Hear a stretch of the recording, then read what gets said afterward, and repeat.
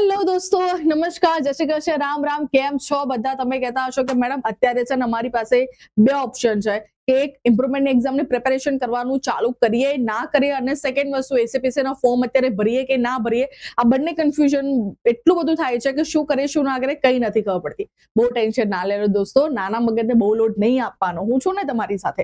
તો ચલો શરૂ કરીએ છીએ આજના વિડીયોની. મારું નામ છે ભૂમિ. તમારા બધાનું સ્વાગત છે તમારે મારી ક્યુટ યુટ્યુબ ચેનલ પ્રેક્ષક જ્ઞાનપીઠ પર. વિડીયોને લાઈક કરી દેજો અને ગુજરાતના જેટલા પણ લોકો આ વખતે એન્જિનિયરિંગ ફાર્મસી એડમિશન લેવાના છે બધાના વિડીયો શેર કરી દેજો, કારણ કે બધા માટે વિડીયો ઘણો બધો મોસ્ટ ટાઈમ રહેવાનો છે. ઓકે, ચલો દોસ્તો, તમે જો અમારા વોટ્સઅપ ગ્રુપમાં જોઈન નથી થયા તો ડિસ્ક્રિપ્શનમાં લિંક છે, જોઈન થઈ જજો. એકવાર જોઈન થયો તો બીજી વાર જોઈન થવાની જરૂર નથી. અને જો તમારે અમારી સાથે ઇમ્પ્રુવમેન્ટની પ્રિપેરેશન કરવી છે તો એનો પણ લિંક નીચે ડિસ્ક્રિપ્શનમાં છે, જોઈ લેજો અને પછી એ રીતે તમે કોન્ટેક્ટ કરી લેજો. હવે વાત કરીએ એસીપીસી નું ફોર્મ મેડમ ભરીએ કે ના ભરીએ. ઇનફ ટાઈમ છે તમારા માટે ભરવા માટે, ઉતાવળ કરવાની જરૂર નથી. કારણ કે જો તમે ઉતાવળ કરી લીધી એસીપીસી નું ફોર્મ ભરવા માટે અને એમાં પછી કોઈ સ્પેલિંગ મિસ્ટેક આવી અથવા તો કોઈ પણ મિસ્ટેક, ડોક્યુમેન્ટ ગલત અપલોડ થઈ ગયા તો મે બી શાયદ તમારું રજીસ્ટ્રેશન કેન્સલ પણ થઈ શકે છે. એટલે ટેક ટાઈમ. જેટલા પણ ડોક્યુમેન્ટ્સ કીધા છે ડોક્યુમેન્ટ્સને એ જ સિક્વન્સમાં, એ જ જેપીજી અથવા તો કેબી ફાઇલમાં જે કીધા છે એ પ્રમાણે અપલોડ કરવાના, અને જેટલા વર્ષ પછીનું કીધું છે એ વર્ષ પછી પણ અપલોડ કરવાના છે.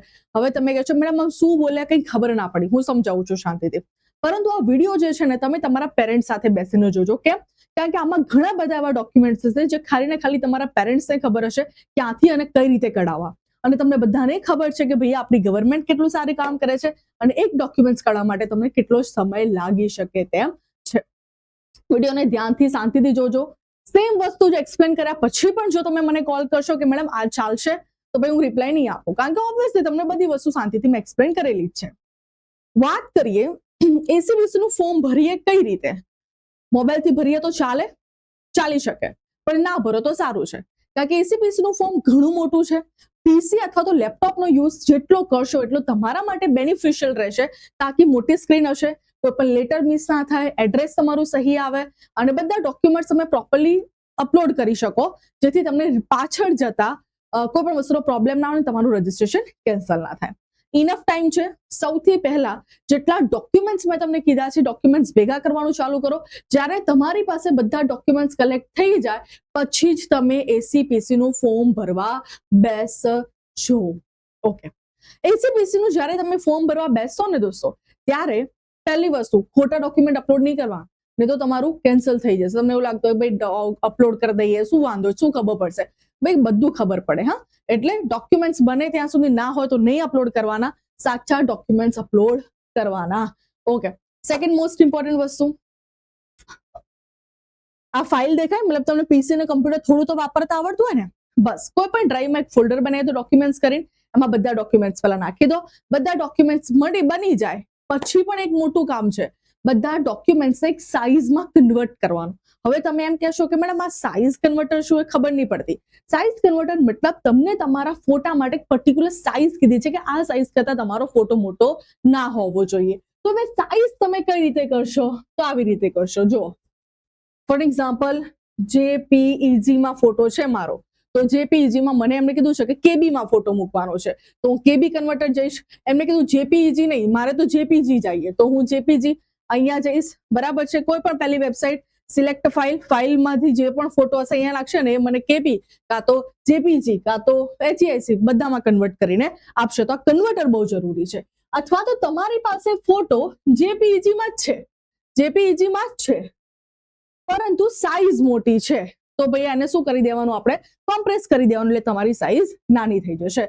તો આ વસ્તુમાં પણ પહેલા નાખી દેજો, ડોક્યુમેન્ટ્સ એ પ્રમાણે સેટ કરી દેજો અને એના પછી જ એસીપીસી નું ફોર્મ ભરવાનું ચાલુ કરજો દોસ્તો. ઓકે, હવે કયા ડોક્યુમેન્ટ્સ જોશે?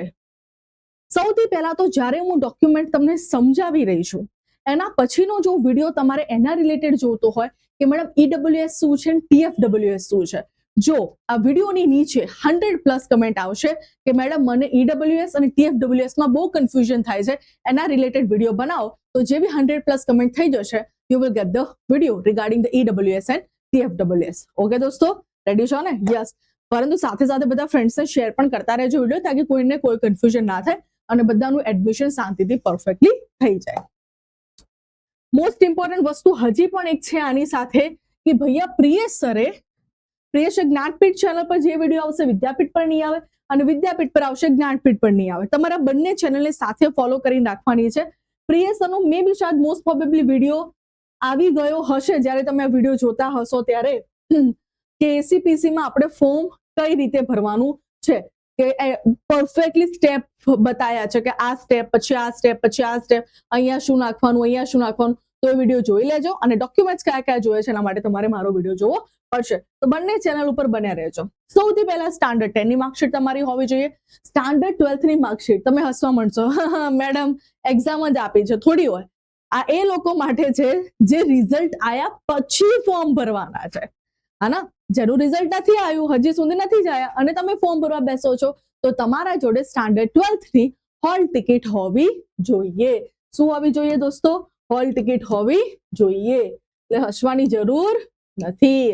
ઓકે, પછી ગુજસેટ JEE જે પણ આપી છે, મેન્સ આપી હશે તો તમારી પાસે એની પણ હોલ ટિકિટ હશે. ગુજસેટ આપી છે તો એની પણ હોલ ટિકિટ હશે. તો એની હોલ ટિકિટ અથવા તો તમે તમારું એક્ઝામ રિઝલ્ટ આયા પછી ફોર્મ ભરી રહ્યા છો તો એની તમારી પાસે માર્કશીટ હશે તો માર્કશીટ અપલોડ કરવાની છે. પાસપોર્ટ સાઇઝના ફોટા હોવા જરૂરી છે. અપડેટેડ આધાર કાર્ડ હોવું જરૂરી છે. અપડેટેડ આધાર કાર્ડ હોવું જરૂરી છે. ઇન્કમ સર્ટિફિકેટ ખાસ. હવે એમ કહેશો કે મેમ ઇન્કમ સર્ટિફિકેટ કેમ જોઈએ? જો તમે EWS અથવા તો TFWS માં એડમિશન લેવા માંગો છો. હવે પાછો એક ક્વેશ્ચન, મેડમ આ EWS ને TFWS શું છે? તેના માટે તો મેં તમને કીધું ને 100+ કમેન્ટ કરો, વિડીયો મળી જશે. પણ તો થોડું સમજાવી દઉં. EWS જનરલ કેટેગરી વાળા લોકો માટે છે જેની ફેમિલી ઇન્કમ ઓછી છે, તો એમના માટે અલગથી શીટ રાખી છે ભાઈ. અને TFWS મતલબ ટ્યુશન ફી વેવિયર. જો એના મેરિટ બેઝ જ હોય છે એનું જે TFWS ની સીટ જે હોય છે, પરંતુ મેરિટમાં જો તમે ફર્સ્ટ નંબરે આવો છો તો તમારી જે કોલેજની ફીસ હોય છે એ તમને ભરવાની હોતી નથી. ડિટેલ વિડીયો હું શાંતિથી સમજાઈશ, કમેન્ટ કરી દેજો. EWS ને TFWS. કાસ્ટ સર્ટિફિકેટ ખાસ જોશે ભાઈ, કાસ્ટ સર્ટિફિકેટ ખાસ જોશે, કારણ કે SC ST બધાના મેરિટ અલગ અલગ બને. જો તમે કાસ્ટ સર્ટિફિકેટ અપલોડ નહીં કરો તો તમારું મેરિટ જનરલ પ્રમાણે બની જશે અને તમને જનરલ કેટેગરી પ્રમાણે તમને તમારી જે સીટ છે અલોકેટ થશે.